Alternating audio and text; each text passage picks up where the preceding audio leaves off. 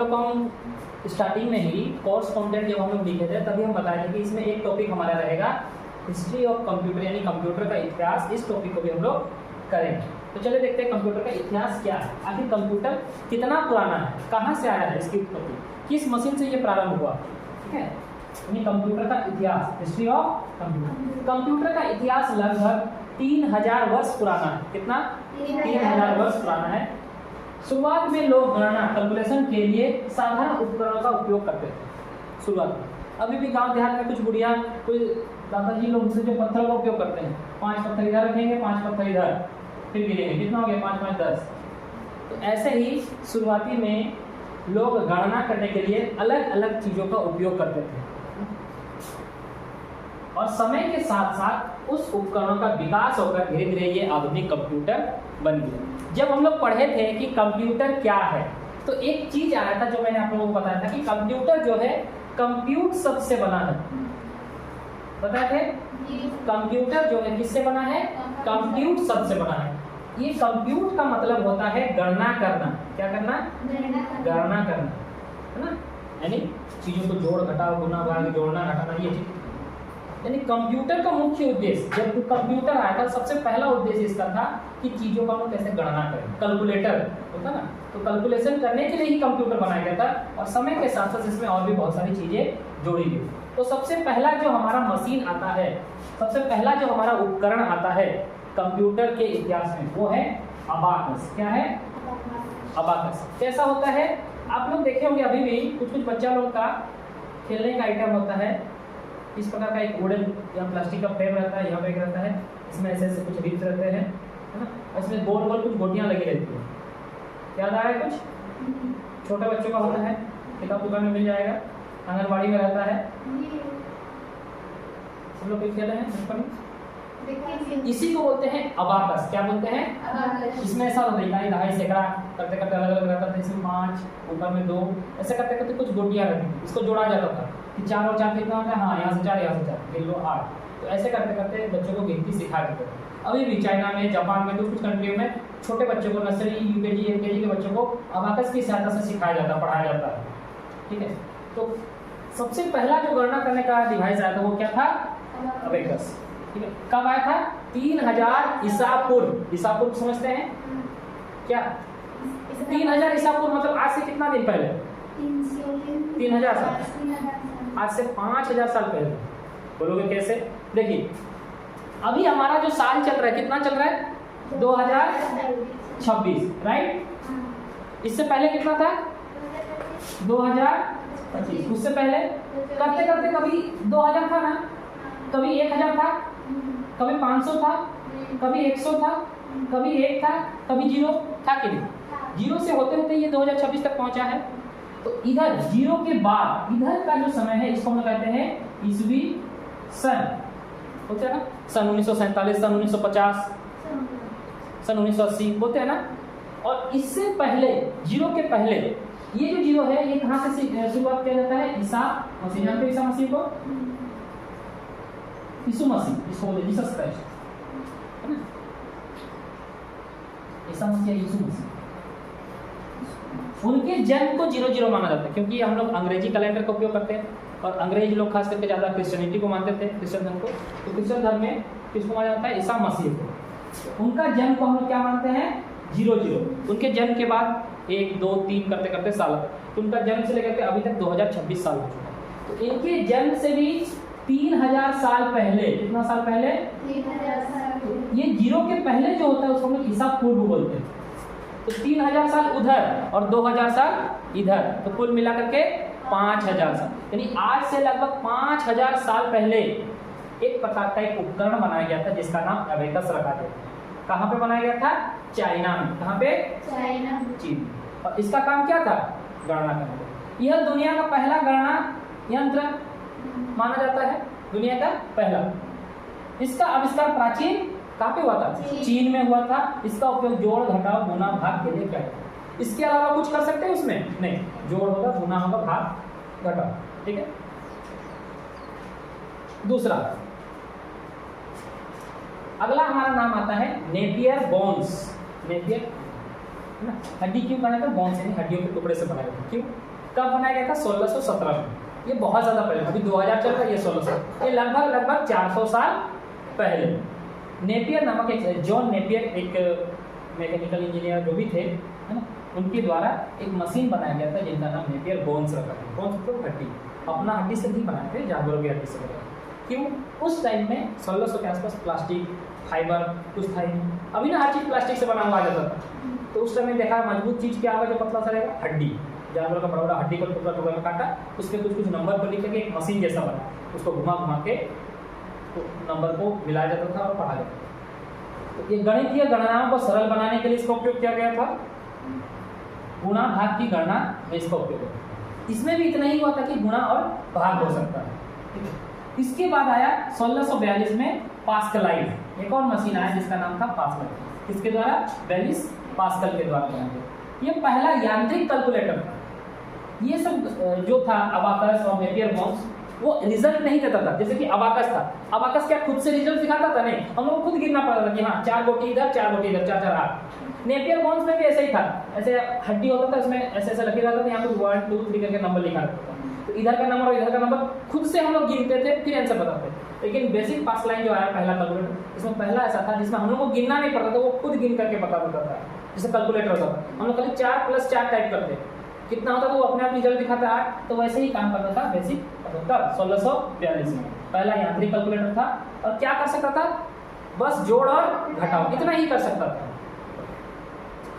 उसके बाद आगे आता है स्टैंडर्ड रेकनर, है ना, स्टेप रेकनर।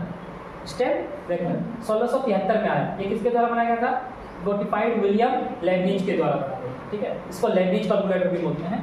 ये गुणा भाग करने में भी सक्षम है। इससे पहले वाला जो था केवल जोड़ घटा होता था, ये देखा कि खाली जोड़ घटा हुआ, थोड़ा सा और अच्छा बना सकते। ये क्या है, उसमें गुणा भाग होगा जैसा भी उसको। पास्कलाइन का यह उन्नत रूप था। ऊपर में देखा था हम लोग पास्कलाइन था, उसमें जोड़ घटा होता था, इसमें गुणा भाग, यानी जो पास्कलाइन था उसी को ये आगे बढ़ाया और 2 चीज उसमें और ऐड कर दिया, गुणा और भाग। उसके बाद अगला हमारा आया डिफेंस इंजन। तो अभी तक जितना भी मशीन था ये सारा कैलकुलेटर के जैसा था। कंप्यूटर की शुरुआत हम लोग मानते हैं डिफेंस इंजन से। डिफेंस इंजन कब आया? 1822, आज से लगभग 200 साल पहले। 1800, 1900, फिर 2000। किसके द्वारा बनाया गया? चार्ल्स बेबेज के द्वारा बनाया गया। गणित सारणियों बनाने के लिए डिजाइन किया गया था। इसी कारण चार्ल्स बेबेज को कंप्यूटर का जनक कहा गया था। गणित के बहुत सारी सारणियाँ इसमें बनाए गए थे, बहुत सारे इक्वेशन को ये सॉल्व कर सकता था, जोड़ घटाव गुणा भाग कई तरह की चीज़ों को कर सकता था ना, इसलिए इसका नाम रखा गया था डिफेंस इंजन। चार्ल्स बेबेज के द्वारा बनाया गया था। और इसी से आगे चल करके मॉडर्न कंप्यूटर का आविष्कार होता है। और यही चार्ल्स बेबेज जो है आगे चल करके कंप्यूटर के जनक भी कहलाते हैं। तो डिफेंस इंजन बनाते हैं, फिर उसको थोड़ा सा और एडवांस करके और थोड़ा सा बेहतरीन करके एनालिटिकल इंजन बनाते हैं। ये 1822 में था, ये 1837 में था। और ये जो एनालिटिकल इंजन है यही आधुनिक कंप्यूटर की आधारभूत अवधारणा है। यानी हमारा जो मॉडल कंप्यूटर है वो लगभग वो तैयार कर चुके थे उस टाइप का एक मॉडल, जिसमें मेमोरी भी होता था, प्रोसेसर भी होता था, इनपुट आउटपुट जैसी भी सुविधाएं हैं। इससे पहले जितना भी चीज़ पड़े वो केवल जोड़ घटा पड़ता था। क्या मेमोरी था? नहीं था, केवल कैलकुलेशन होता था। लेकिन ये जो बना है एनालिटिकल इंजन, इसमें मेमोरी भी था, प्रोसेसर भी था, इनपुट आउटपुट जैसा सारा चीज़ था। तो बोल सकते हैं लगभग कंप्यूटर का जैसा मशीन बन चुका था। इसके बाद हमारा आता है मार्क 1। मार्क 1 1944 किसके द्वारा बनाया गया था? हॉवर्ड एकिन के द्वारा। पहला बड़े और स्वचालित इलेक्ट्रॉनिक मैकेनिकल कंप्यूटर। ये पहला कंप्यूटर था, बहुत बड़ा था, जटिल गणनाएं भी कर सकता था। जटिल यानी रूट वाला, स्क्वायर वाला, पॉइंट वाला, डेसिमल वाला, हर तरह की गणनाएं ये करने में माहिर। इसके बाद 1946 में आया ENIAC। यह पहला सामान्य प्रयोजन वाला इलेक्ट्रॉनिक कंप्यूटर।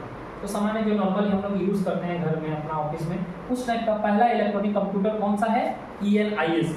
नॉर्मल यूज़ के लिए ये काफ़ी पूरी तरह से बनकर के तैयार हो चुका था 1946 में। बहुत तेज़ था, लेकिन इसका आकार बहुत बड़ा था। एक कंप्यूटर को रखने के लिए ये रूम भी हमें छोटा पड़ेगा। आप लोग यहाँ देख सकते हैं, ये देखिए कुछ पुराना CPU कितना बड़ा बड़ा है ना, और इधर का कुछ नया CPU कितना छोटा छोटा है। यानी समय के साथ साथ उसका साइज को छोटा कर दिया जा रहा है, तो छोटे छोटे प्रोसेसर आने लगे। तो पहला कंप्यूटर ENIAC जो था, तो उसका जो CPU होता था बहुत बड़ा था, एक बक्से के आकार का था।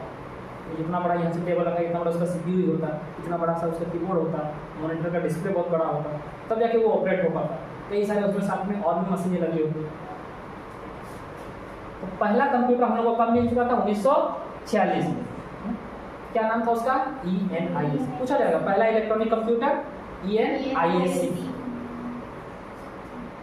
ENIAC। अब देखो ये तो हो गया कंप्यूटर। इसके बाद से धीरे धीरे करके कंप्यूटर एडवांस होने लगा, बनने लगा। अब कंप्यूटर की पीढ़ी भी हम लोग लेते हैं, ठीक है, कंप्यूटर का जनरेशन। जैसे अभी आप लोग देखते हैं ना मोबाइल, कौन सा मोबाइल चल रहा है? 5G।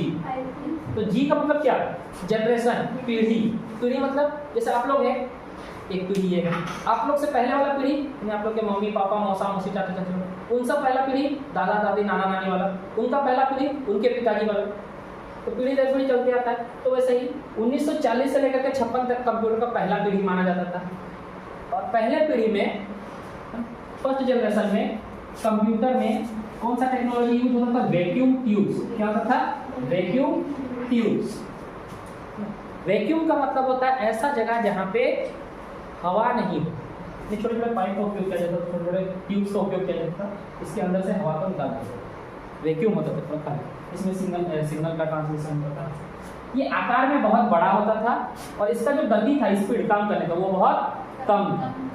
ठीक है। सेकंड जनरेशन आता है हमारा 1956 से 63 के बीच सेकंड जनरेशन आता है। और सेकंड जनरेशन में मुख्यतः हमारा वैक्यूम ट्यूब को हटा करके उसमें नया डिवाइस जोड़ा जाता है, जिसको हम लोग कहते हैं ट्रांजिस्टर। क्या कहते हैं? ट्रांजिस्टर। ये अधिक विश्वसनीय था, मतलब इसका जो रिजल्ट आता था बहुत ज़्यादा सही आता था, सटीक काम करता था और इस पर हम लोग विश्वास कर सकते थे कि हम जो भी काम किए सही किए। तीसरा पीढ़ी आया 64 से लेकर के 71 के बीच, 5-6 साल जो रहा। इसके बीच में जो भी कंप्यूटर बने उसमें थर्ड जनरेशन कंप्यूटर में इंटीग्रेटेड यानी आईसी का उपयोग हुआ। इंटीग्रेटेड सर्किट, एक इस प्रकार का काला कलर का बॉक्स पे इसमें चारों तरफ ऐसे लेके तार लगे हुए होते थे डिवाइस, इस प्रकार का सर्किट का उपयोग होने लगा।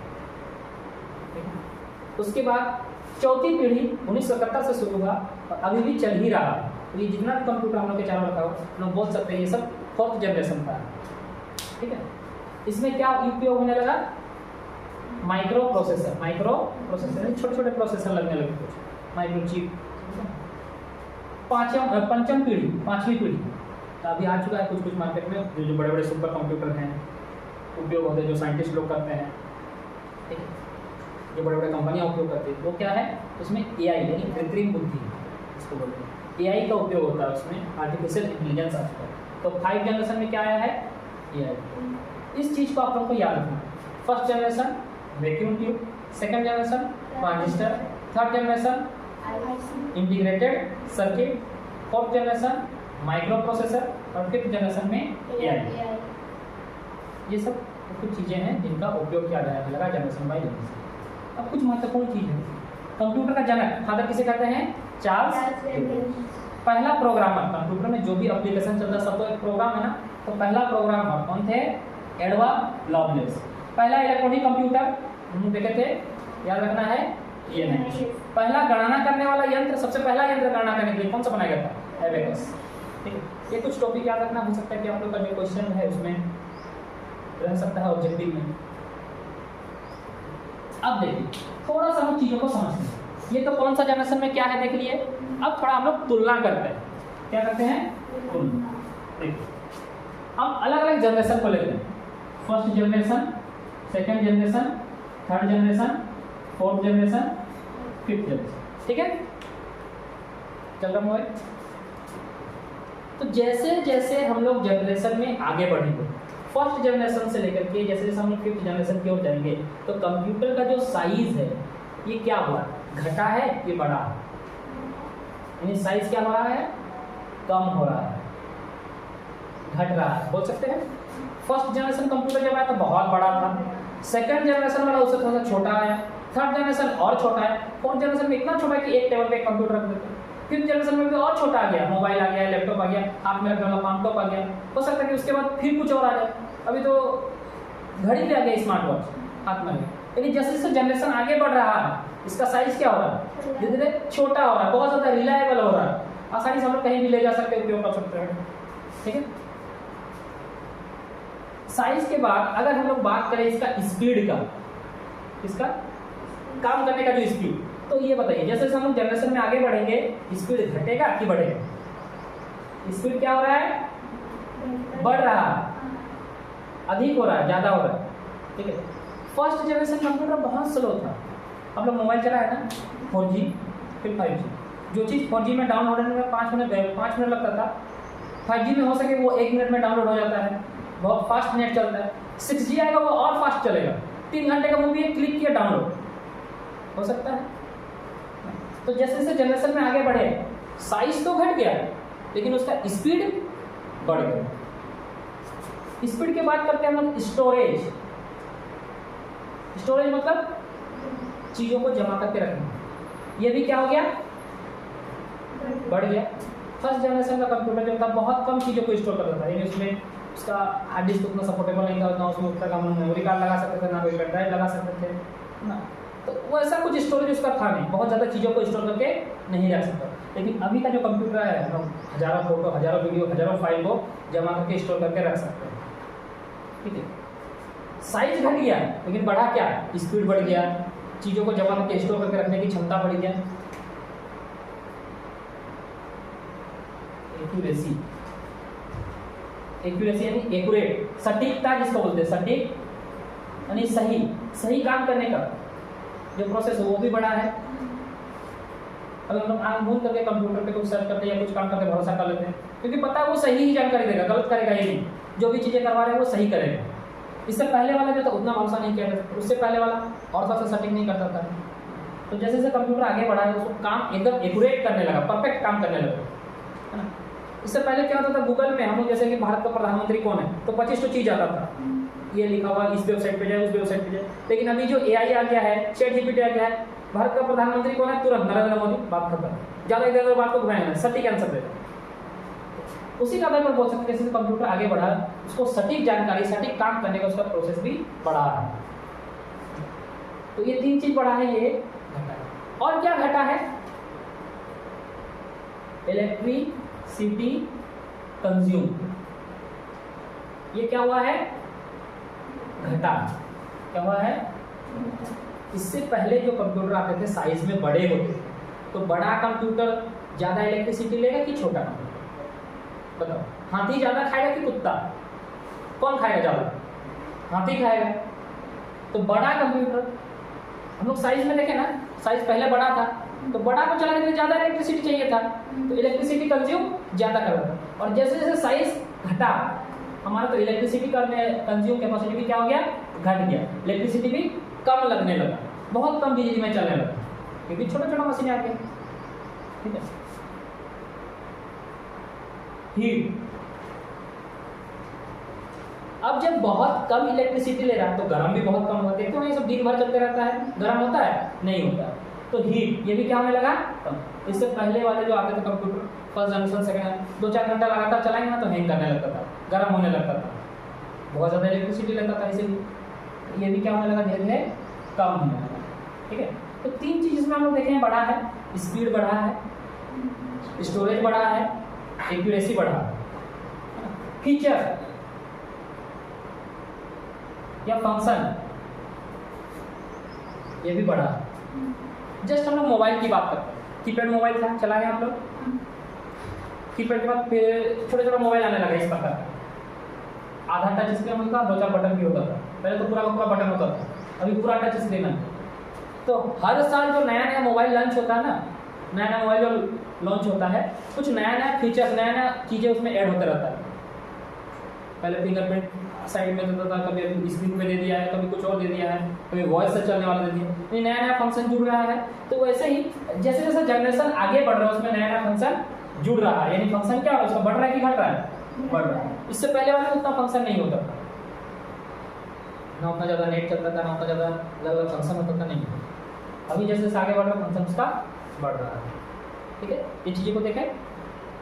अब एक छोटा सा सवाल अगर हम आप लोग से पूछे या क्वेश्चन दें या कहीं पर भी पूछा जाए, सेकेंड जनरेशन और फोर्थ जनरेशन का अंतर बताइए, क्या बताइए?